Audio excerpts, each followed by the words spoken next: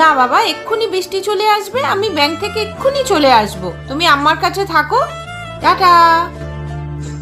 দূর, ভালোই লাগে না।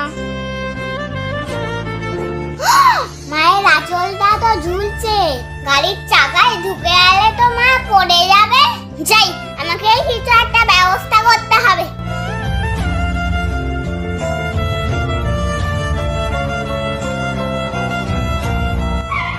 কি হলো, তুই গাড়ির সামনে কি করছিস? কি করছি?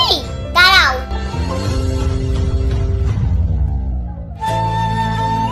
আঁচলটা পড়েছিল তো, যদি কিছু হয়ে যেত। ওরে বাবা রে, আমার সোনা বাবা। ঠিক আছে, এবার ঠিক করে যাব। হ্যাঁ, টাটা। টাটা।